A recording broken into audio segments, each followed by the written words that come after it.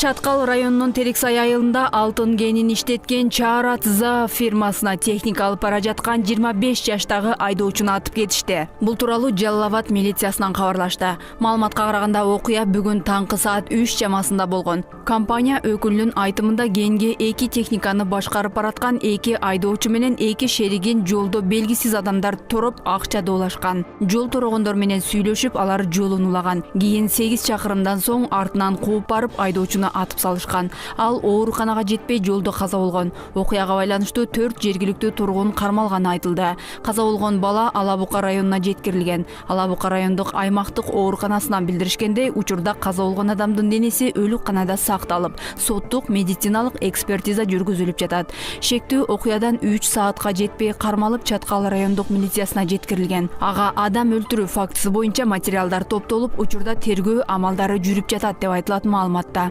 Терексайдагы кендин айланасында буга чейин да чыр чыгып 15 адам кармалып, 13-ü үй камагына чыккан. Кылмыш иши козголуп, иликтөө иштери уланууда.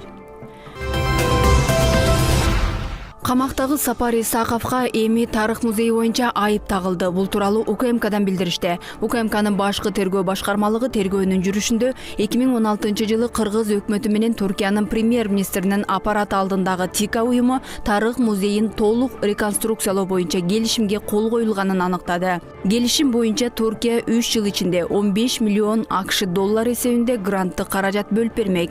Музейди реконструкциялоодо президенттин аппаратынын мурдагы жетекчиси Сапар Исаковдун жана башка кызмат адамдарынын жумушту 2017-жылдын 31 августуна чейин бүтсүн деген негизсиз талаптарынан улам Туркия жумушту улантуудан баш тарткан. Жыйынтыгында музейди реконструкциялоо үчүн мамлекеттик бюджеттен 1 миллиард 520 миллион 309 миң сом өлчөмүндө кошумча каражат сарпталган. Анын 4 миллион доллары музейдин тегерек четин, фасаддык бөлүгүн оңдоого, көрктөндүрүүгө сарпталган. 2017-жылы Исаков жеке адамдар менен мыйзамсыз туруктуу байланыш түзүп, мыйзам бузуп, өлкө кызыкчылыктарына каршы мамлекеттик сатып алуунун процедурасын өткөрбөстөн музейге жаңы экспозиция жасатууга германиялык компанияны катыштырган. Немис компаниясы тарабынан алынып келинген керектелүүчү материалдардын баасы Кыргызстандагы ички базардагы баасынан айырмасы 3 миллион 785 миң 600 сомду түзгөн. Мындан тышкары немис компаниясы менен улуттук валютада эмес, евро курсу менен түзүлгөн мыйзамсыз келишимдин айырмасы 42 миллион 311 миң 428 сомду түзгөн.